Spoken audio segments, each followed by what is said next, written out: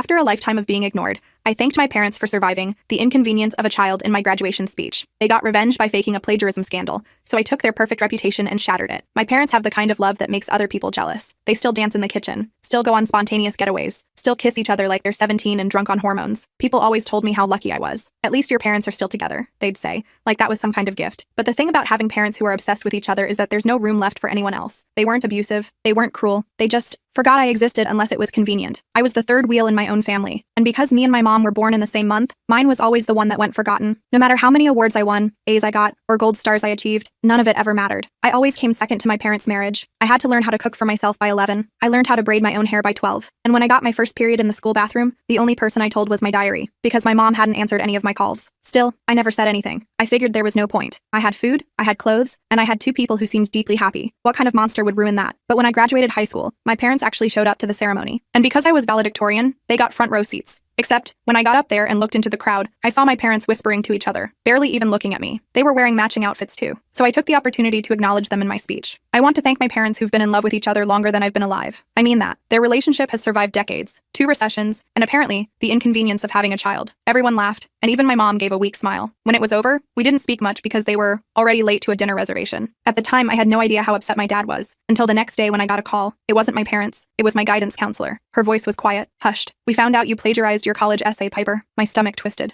I had no idea what the F she was talking about, but just when I took a breath to say something, she continued. "There is no point arguing this. The evidence is damning. I'm just sorry I ever wasted my time on you." She then proceeded to slam the phone down and hang up. My mouth went super dry. My blood turned cold. This was the college I'd been dreaming of since I was a kid. The one whose posters filled my entire room. The one I wouldn't shut up about. Gone. I had this nagging feeling that my parents had something to do with it. At first, I didn't want to believe it, because after all, they were my parents, meaning they're supposed to love me, right? Well, that same day, out of nowhere, my parents began suggesting alternative routes after high school, just in case. The alternative routes in question? Part-time dead-end jobs in the local fast food chains. That's when I knew they were somehow behind it all. So I did what any rational teenager would do in that situation. I waited until nighttime and sneaked into my parents' room to grab my dad's phone. You see, he had this app that recorded all his calls, and this way I could know who it was for sure before entering my villain arc. Piper plagiarized her essay. I know because I helped her. But this isn't right. Her place needs to go to someone who actually deserves it. The sound of my dad's voice made my blood boil. I knew exactly what this was. Punishment. For embarrassing them. For embarrassing my mom. I thought about all the times I begged my parents for attention. The letter I slid under their door when I was 5, asking why I couldn't be part of their family. The years of effort, money, and time I put into trying to look my mom, just so I could finally be lovable. I stared at the Harvard posters around my room. They may have gotten away with ruining my childhood, but there was no way I'd let them get away with ruining my future. Not without a fight. The next morning, I went straight to my guidance counselor's office. I needed to clear my name, but I knew it wouldn't be easy. My dad was a respected figure in our small town. He'd donated to the school, served on committees. His word against mine would be no contest. Mrs. Peterson barely looked at me when I walked in. Her office smelled of coffee and disappointment. "I have nothing to say to you, Elizabeth." I took a deep breath. "I didn't plagiarize anything. My dad lied to you." She finally looked up, her expression a mix of pity and disgust. "Your father has been nothing but supportive of your education. Why would he sabotage you?" "Because I embarrassed him at graduation," I said. "And my parents care more about their image than they do about me." She shook her head. "That's a serious accusation. Do you have any proof?" I didn't. I'd listened to the recording but hadn't thought to save it. Rookie mistake. Not yet, I admitted, but I will. When I got home, my parents were sitting at the kitchen table waiting for me. They had these concerned expressions that might have seemed genuine to anyone else, but I knew better. The afternoon light streamed through the windows, highlighting the gray in my father's temples and the worry lines around my mother's mouth. Worry not for me, but for their carefully constructed facade. "Honey, we need to talk about your future," my mom said, reaching for my hand. I pulled away. "Why did you tell Mrs. Peterson I plagiarized my essay?" I asked, looking directly at my dad. He didn't even flinch. "Because you did. Remember when I helped you with it last fall?" The thing is, he never helped me. Not once. I wrote that essay alone in my room over 3 weekends while they were on a couple's retreat, but it was his word against mine, and we both knew who everyone would believe. "You're ruining my life," I said quietly. My mom sighed. "Don't be so dramatic, Elizabeth. There are plenty of good state schools, or community college. Not everyone needs to go to Harvard." That night, I couldn't sleep. I kept thinking about that recording on my dad's phone. If I could just get a copy of it somehow,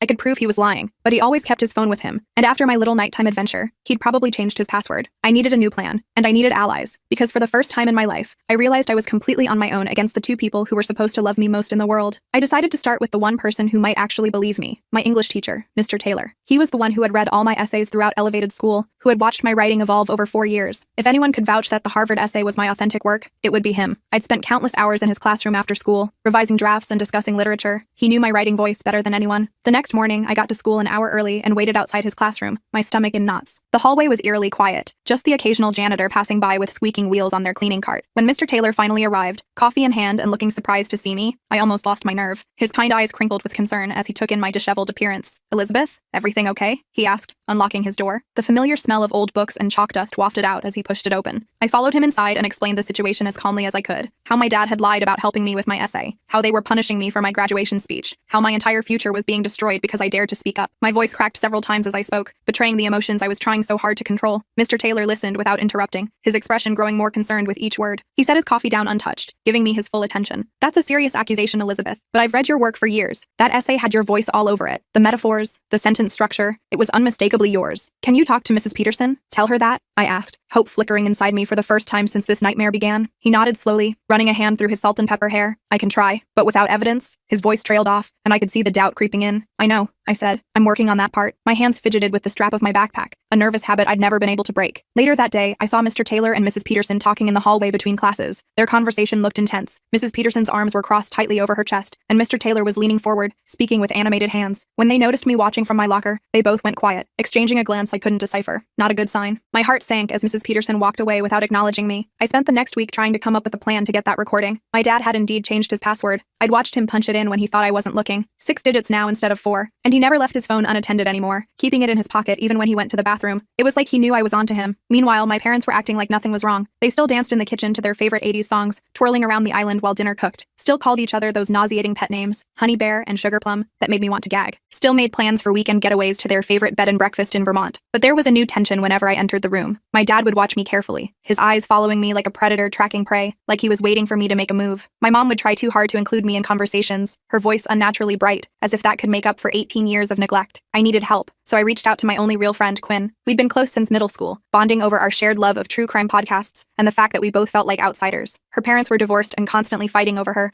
which was its own kind of haul. She understood what it was like when the people who were supposed to love you unconditionally didn't. Quinn was the only one who saw through my parents' perfect facade to the dysfunction beneath. "Holy shat, Elizabeth," Quinn said when I told her everything. We were sitting in her car in the school parking lot, windows rolled up for privacy. The air inside was stuffy and smelled faintly of the vanilla air freshener dangling from her rearview mirror. "Your dad is straight up evil, like sociopath-level manipulation. I need to get that recording," I said, picking at a loose thread on my jeans. "It's the only proof I have. Without it, it's just my word against his, and we both know who people will believe. The Golden Family man versus the bitter teenager. It wasn't hard to guess who would win that contest." Quinn thought for a moment, twirling a strand of her purple-streaked hair around her finger. Her nails were bitten down to the quick, a habit she developed during her parents' messy divorce. "What about his cloud backup? Most phones automatically back up to the cloud. If you know his email password, you might be able to access the recordings that way." I hadn't thought of that. My dad used the same password for most of his accounts, or at least he used to. It was worth a shot. A tiny spark of hope ignited in my chest. That night, I waited until my parents were asleep. The house creaked and settled around me as I sat in my darkened room, watching the minutes tick by on my alarm clock. At 1:17 a.m., I finally heard my dad's soft snores through their bedroom door as I crept to the family computer in the den. The floorboard outside my parents' room squeaked, and I froze, heart hammering in my chest. But the snoring continued uninterrupted. My hands were shaking as I typed in his email address, the blue light from the screen casting eerie shadows across the room. For the password, I tried his old standby first. My mom's birthday plus the year they met. Nothing. Then I tried variations. Her birthday backward, their anniversary, even my birthday. A long sheet.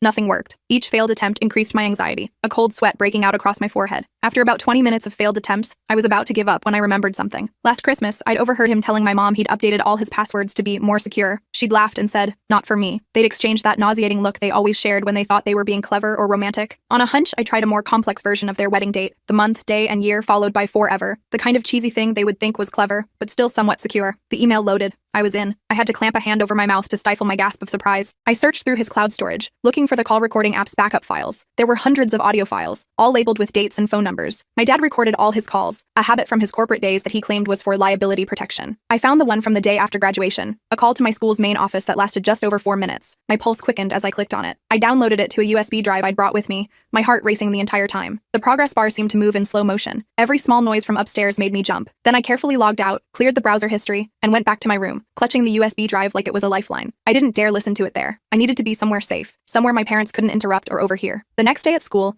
Quinn and I huddled in the library's back corner with a pair of shared earbuds. The ancient desktop computers were rarely used by students, preferring their own laptops, which made it the perfect place for privacy. The recording started with some static, then my dad's voice came through clearly. "Hello, this is Robert Miller, Elizabeth's father. I need to speak with Mrs. Peterson Peterson urgently. His voice had that authoritative tone he used when he wanted to intimidate people into compliance. There was a pause, then, Mrs. Peterson speaking. "What can I do for you, Mr. Miller?" "This is difficult for me," my dad said, his voice heavy with fake regret. I could picture him perfectly. The furrowed brow, the concerned parent act he'd perfected over years. "But I feel I need to come clean about something." Elizabeth's college essay, the one about resilience and overcoming challenges, I helped her write it. Actually, I wrote most of it. She was struggling with the deadline and I just wanted to help. But after her behavior at graduation yesterday, I realize I've been enabling her. She needs to learn there are consequences for her actions. My hands clenched into fists as I listened, nails digging painfully into my palms. The absolute lies he was spinning so effortlessly made me suck. I'd written every word of that essay myself, staying up until 3 a.m. for weeks to perfect it. "That's a serious admission," Mrs. Peterson said, sounding shocked. "Her essay was a major factor in her Harvard acceptance." "I know," my dad continued, his voice dripping with false sincerity. "And that's why I'm calling. It's not right. Her place needs to go to someone who actually deserves it, someone who did the work themselves." Quinn's eyes were wide, her mouth hanging open slightly. "Your dad is straight up gaslighting the school. This is insane. Like, criminally insane." I nodded, unable to speak past the lump in my throat. Hearing him systematically destroy my future with such calculated precision was worse than I'd imagined. It was one thing to suspect what he'd done, another entirely to hear the cold, methodical way he'd executed his plan. "We'll need to investigate this," Mrs. Peterson said on the recording, "and contact Harvard immediately." "I understand," my dad replied. "I just wanted to do the right thing. My wife and I are devastated, but we're trying to use this as a teaching moment for Elizabeth." The recording ended, and I sat there, trembling with rage and vindication. I had proof, actual proof that my dad had lied, the smoking GN that would expose their perfect family facade. "What now?" Quinn asked, her face pale under the fluorescent library lights. "Now I take this to Mrs. Peterson," I said, my voice stronger than I felt, "and hope she believes the recording over my dad." I ejected the USB drive and tucked it safely into my inner jacket pocket. But when I tried to see Mrs. Peterson that afternoon,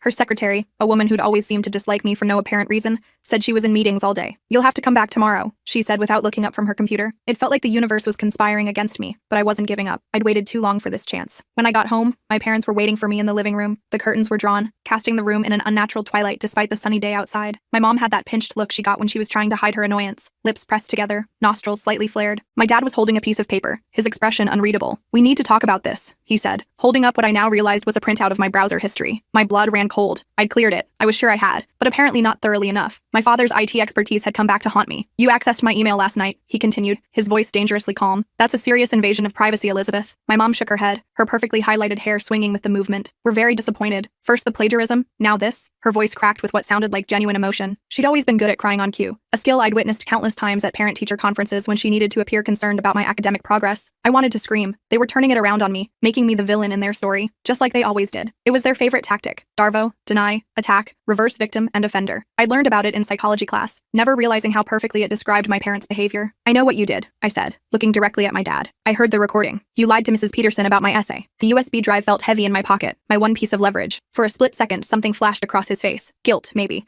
or surprise that I'd found the evidence. But he recovered quickly, his features smoothing into that concerned parent mask he wore so well. "I told her the truth," he said firmly. "And the fact that you broke into my email only proves that you're not taking responsibility for your actions." My mom reached for my hand, her manicured fingers cold against my skin. "Honey, we're worried about you. This behavior isn't like you. The lying, the sneaking around. It's like we don't even know who you are anymore." Her eyes glistened with tears that never quite fell. I pulled away from her. "You have no idea what I'm like. You never have." My voice was quiet but steady. "You've been so busy maintaining your perfect marriage image that you never bothered to actually know your daughter." That night, they took away my phone and laptop until I could be trusted again. They were cutting me off, making it harder for me to fight back. But they'd forgotten about the USB drive in my pocket, the one with the recording that could expose their lies. I slipped it into a small tear in my mattress for safekeeping, a hiding spot I'd used for years for things I didn't want them to find. The next morning, I borrowed Quinn's phone to call Mr. Taylor. The hallway was crowded with students, forcing me to press against the lockers and cover my free ear to hear him. I explained what had happened, that I had proof now, but my parents had taken my devices. "Bring the recording to school," he said, his voice crackling through the phone. "I'll make sure Mrs. Peterson listens to it. This has gone far enough." I felt a glimmer of hope for the first time in days. Someone was on my side. Someone believed me. But when I got to school, there was a substitute teacher in Mr. Taylor's classroom, a bored-looking woman who barely glanced up from her phone as students filed in. According to the office, he'd called in sick. I tried texting him from Quinn's phone but got no response. It felt like everyone who might help me was suddenly unavailable. The timing was too convenient to be coincidental. During lunch, Quinn and I sat at our usual table in the far corner of the cafeteria,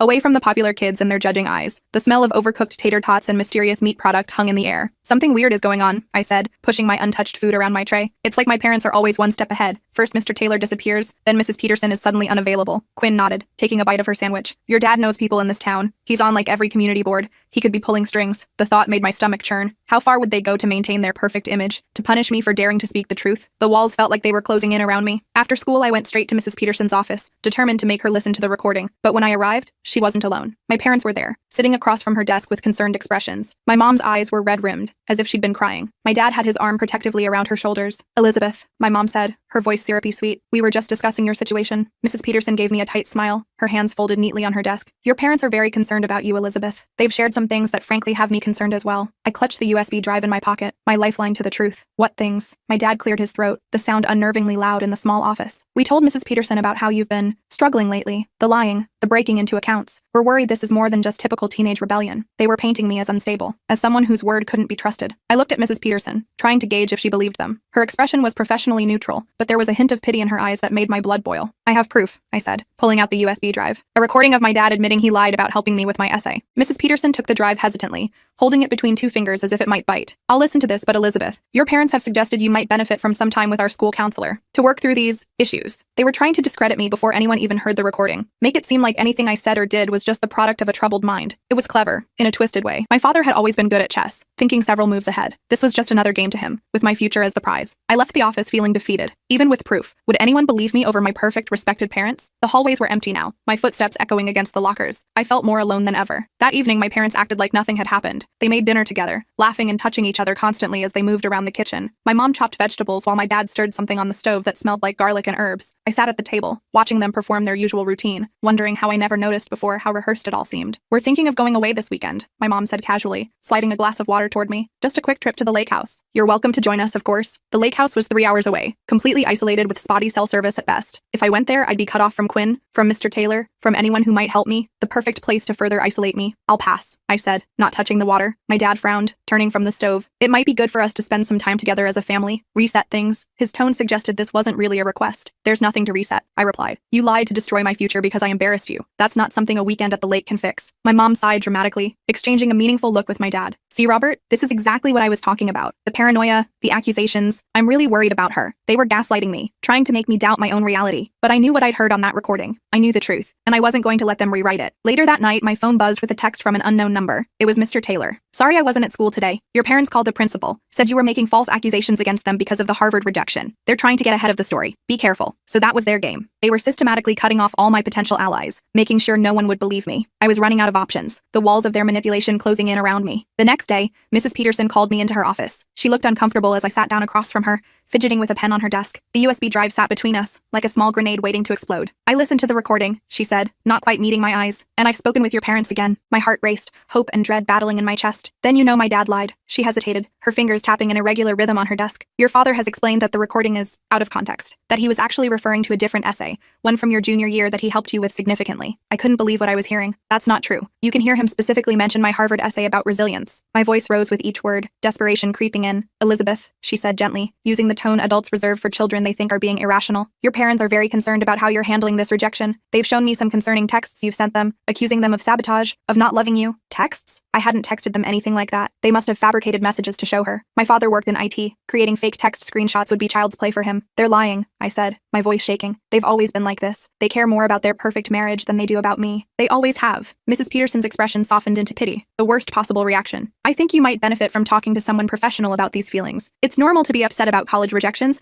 but this level of paranoia isn't healthy." I left her office in a daze, the fluorescent lights of the hallway suddenly too bright, too harsh. They were winning. My own parents were systematically destroying my credibility, making me look unstable and vindictive, and people were believing them. When I got home, my parents were sitting in the living room waiting for me. My mom was crying, actual tears streaming down her face, smearing her usually perfect mascara. My dad had his arm around her, comforting her with gentle circles on her back. "Elizabeth," he said, his voice stern but with an undercurrent of what sounded like genuine concern. "This has gone far enough. We've been patient, but your behavior is hurting this family." My mom wiped her eyes with a tissue, her hand trembling slightly. "We love you so much, sweetie. We just want to help you through this difficult time." Their performance was flawless. If I hadn't heard that recording myself, I might have actually believed them. Might have started to think that maybe I was the problem. That's how good they were at this, making you question your own sanity, your own memories. "We've made an appointment for you to see Dr. Winters tomorrow," my dad continued. "He's an excellent therapist who specializes in adolescent issues." They were trying to get me labeled as mentally unstable. Once that happened, no one would believe anything I said. My word against theirs would be no contest. Game over. I needed to act fast. I still had the USB drive with the recording, but I needed more. Something they couldn't explain away or twist around, and I needed allies who wouldn't be so easily manipulated by my parents' act. That night, I texted Quinn from my laptop since my parents had forgotten to take that away. Need your help. Can you pick me up early tomorrow before school and bring your laptop? The next morning, Quinn was waiting down the street in her hit-up Honda, engine idling quietly in the early morning fog. I climbed in, clutching my backpack with the USB drive safely inside. What's the plan? She asked as we drove to the local coffee shop that had free Wi-Fi. The smell of her car's peppermint air freshener was oddly calming. We're going to email the recording to everyone, I said, determination hardening my resolve. The principal, all my teachers, Harvard's admissions office, everyone who needs to hear the truth. Quinn raised an eyebrow, a small smile playing at her lips.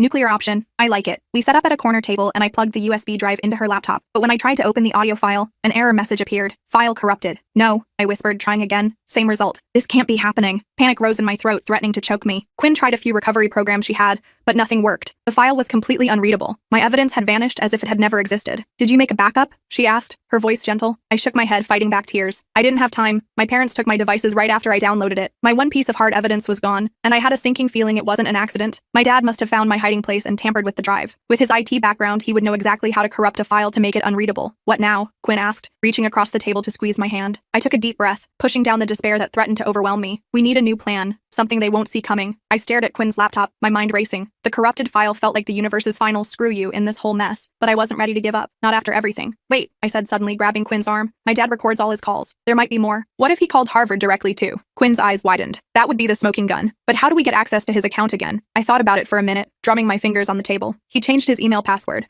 But what about his phone provider account? He might have call logs there that could prove he contacted Harvard. We spent the next hour huddled over Quinn's laptop, trying different password combinations on my dad's phone carrier website. Nothing worked. I was about to give up when I remembered something. Try my mom's birthday backward plus love you, I said. My dad was nothing if not predictable with his passwords when it came to my mom. The account loaded, and we both gasped. We're in, Quinn whispered, like someone might overhear us in the nearly empty coffee shop. We found his call history and scrolled through. Sure enough, there was a call to a Massachusetts area code the day after graduation, the same day he'd called my guidance counselor. The call lasted almost 8 minutes. That has to be Harvard, I said, my heart pounding. But we don't have the recording. Quinn was already typing furiously. No, but we have the call log. It proves he contacted them directly. Combined with the timing of your rejection, it's pretty damning. She took screenshots of everything, emailing them to herself and me. At least we had something, even if it wasn't as definitive as the recording. We need more, I said, thinking out loud. Something they can't dismiss as circumstantial. That's when I remembered my dad's work laptop. He sometimes brought it home, and unlike his personal accounts, his work stuff was protected by company security protocols. He couldn't just change those passwords on a whim. His work laptop, I said. He might have the recordings backed up there too. Quinn looked at her watch. We've got about 20 minutes before first period. Let's go back to your house and check. My parents would both be at work by now. Dad always left by 7:30, and Mom had yoga on Thursday mornings. The house would be empty. When we got there, I used my key to let us in. The house was silent, that eerie kind of quiet that feels like it's watching you. We went straight to my dad's home office. His work laptop wasn't on his desk. I checked the drawers, the shelves, even under the desk. Nothing. He must have taken it with him, I said, disappointment washing over me. Quinn was looking around the room. What about external hard drives? Someone who records everything probably keeps backups. That was a good point. I started searching more thoroughly, checking the bookshelf, the filing cabinet, everywhere I could think of. Finally, in the bottom drawer of his desk, hidden under a stack of old tax returns, I found a small black external hard drive. Bingo, I whispered, holding it up. We plugged it into Quinn's laptop and waited for it to load. It asked for a password. Damn it, I muttered. I tried all the usual combinations, but nothing worked. Quinn was looking at the time. We need to go or we'll be late. Bring the hard drive with you. Maybe we can figure out the password later. I slipped the hard drive into my backpack, and we headed to school. All day, I couldn't focus on anything. My mind kept circling back to that hard drive and what might be on it. The key to exposing my parents' lies could be right there, locked behind a password I couldn't crack. During lunch, Quinn and I sat in the library, trying different password combinations on the hard drive. Nothing worked. What about your birthday? Quinn suggested. Maybe it's not all about your mom. I doubted it, but I tried anyway. To my complete shock, it worked. The hard drive opened, revealing folders neatly organized by date. He used my birthday, I said, feeling a weird mix of surprise and something like hope. Maybe somewhere deep down, he did care about me after all. Or maybe it was just a password he knew I'd never guess because it seemed too obvious. We found a folder labeled call recordings and started going through it. There were hundreds of files, all labeled with dates and phone numbers. We found the call to my guidance counselor first, the one I'd already heard. Then we kept searching until we found one from the same day to a number with a Massachusetts area code. With shaking hands, I clicked on it. My dad's voice filled our headphones. Hello, this is Robert Miller. I need to speak with someone in the admissions department regarding my daughter, Elizabeth Miller. There was a pause, then a woman's voice. This is Andrea from admissions. How can I help you? I'm calling about my daughter's application, my dad continued. She was recently accepted, but I've discovered something concerning. Her personal essay, the one about resilience and overcoming challenges, was largely written by me. My stomach twisted as I listened to him spin the same lies he'd told my guidance counselor. I helped her too much, he continued, his voice dripping with fake regret. Actually, I wrote most of it. After seeing her behavior at graduation yesterday, I realized I've been enabling her. She needs to learn there are consequences. The admissions officer sounded shocked. Mr. Miller, that's a very serious admission. Plagiarism is grounds for immediate rejection. I know, my dad replied, and that's why I'm calling. It's not right for her to take a spot from someone who earned it honestly. My wife and I are heartbroken, but we believe in integrity. I felt sick listening to him. The calculated way he destroyed my future while positioning himself as the honest, upstanding parent was chilling. We'll need to review this information and contact your daughter's school, the woman said. I understand. I've already spoken with her guidance counselor. They're handling it on their end as well. The call ended, and Quinn and I sat in stunned silence for a moment. We've got him, Quinn finally whispered. This is it, Elizabeth. Actual proof. This time we were smarter. We made multiple copies of the recording, sending it to both our emails, saving it on Quinn's laptop, and even uploading it to a private cloud storage account Quinn created just for this purpose. Now what? Quinn asked. Who do we take this to? I thought about it. Mrs. Peterson had already shown she was inclined to believe my parents. The principal might be the same. We needed someone with real authority who wouldn't be swayed by my parents' reputation in town. The superintendent, I decided, and Harvard directly. We bypass everyone who might be influenced by my parents. After school, Quinn drove me to the district office. I was nervous but determined, clutching a USB drive with the recordings and call logs. The superintendent's secretary looked surprised when we asked to see him, but after I explained it was about academic fraud at the elevated school, she reluctantly buzzed us in. Dr. Williams was an imposing man with salt and pepper hair and reading glasses perched on the end of his nose. He listened without interrupting as I explained everything: my parents' emotional neglect, my graduation speech, and my dad's vindictive response. When I played the recordings, his expression grew increasingly grave. These are serious allegations, Miss Miller, he said when I finished. If what you're saying is true, this represents a significant breach of academic ethics. It is true, I said firmly. Every word. My dad lied to punish me for embarrassing him, and now he and my mom are trying to make me look unstable so no one will believe me. Dr. Williams nodded slowly. I'll need to investigate this thoroughly. In the meantime, I suggest you stay with a friend or relative if you don't feel safe at home. It wasn't exactly the immediate vindication I'd hoped for, but it was something. Someone in authority was finally taking me seriously. Quinn's parents let me stay with them that night. Her mom made up the guest room with fresh sheets and told me I could stay as long as I needed. It was strange being in a house where parents actually noticed their kid, where they asked about her day and remembered her favorite foods. I almost cried when Quinn's mom hugged me goodnight, a casual gesture for her, but so foreign to me it felt like a revelation. The next morning, my phone exploded with texts from my parents, demanding to know where I was. I didn't respond. Let them worry for once. At school, I was called to the principal's office. Dr. Williams was there, along with Mrs. Peterson and the principal. My stomach dropped when I saw my parents sitting there too, looking appropriately concerned and slightly betrayed. Elizabeth, the principal said, please sit down. I sat as far from my parents as possible. My mom was dabbing at her eyes with a tissue, while my dad had his arm around her shoulders, the perfect supportive husband comforting his distraught wife. It made me want to scream. We've been reviewing the evidence you provided, Dr. Williams said, his tone neutral, and we've spoken with Harvard's admissions office directly. My heart pounded so hard I could feel it in my throat. This was it, the moment of truth. Based on our investigation, it appears there has been a significant misrepresentation regarding your college essay, he continued. Harvard has confirmed they received a call from your father claiming he wrote your essay. My dad started to speak, but Dr. Williams held up a hand to stop him. However, they also spoke with your English teacher, Mr. Taylor, who provided samples of your writing from throughout elevated school. The stylistic consistency between those samples and your college essay is unmistakable. Hope bloomed in my chest. Mr. Taylor had come through for me after all. Furthermore, Dr. Williams continued, the timing of your father's calls, immediately following your graduation speech, suggests a retaliatory motive rather than a genuine ethical concern. My mom was crying for real now, not the delicate photogenic tears she usually produced, but ugly mascara-smearing sobs. My dad's face had gone completely white. In light of this evidence, we've recommended that Harvard reconsider your application on its original merits, the principal said. They've agreed to do so. Relief washed over me so intensely I felt lightheaded. They believed me. After all this time, someone finally believed me over my parents. As for you, Mr. and Mrs. Miller, Dr. Williams said, turning to my parents, what you've done constitutes educational sabotage. The district takes this extremely seriously. We'll be referring this matter to family services for further investigation. My dad finally found his voice. This is ridiculous. We were only trying to teach her about integrity, about consequences. No, I said, surprising myself with how steady my voice was. You were punishing me for telling the truth, for not playing along with your perfect family fantasy. My mom looked at me, really looked at me, maybe for the first time in years. We love you, Elizabeth. Everything we've done has been because we love you. You love each other, I corrected her. I was just there, an accessory to your perfect life, until I wasn't perfect anymore. The meeting ended with arrangements for me to continue staying with Quinn's family, while family services conducted their investigation. As we left the office, Mr. Taylor was waiting in the hallway. He gave me a small nod, a silent confirmation that he'd been in my corner all along. 2 weeks later, I got an email from Harvard. They'd reviewed my application again and were offering me admission for the fall semester. I cried when I read it, sitting on Quinn's bed with her arm around my shoulders. The investigation into my parents was still ongoing, but I'd already decided I wouldn't be moving back home regardless of the outcome. Quinn's parents had offered to let me stay with them until college started. They'd even helped me apply for financial aid and scholarships since I couldn't count on my parents' support anymore. My parents tried to contact me several times,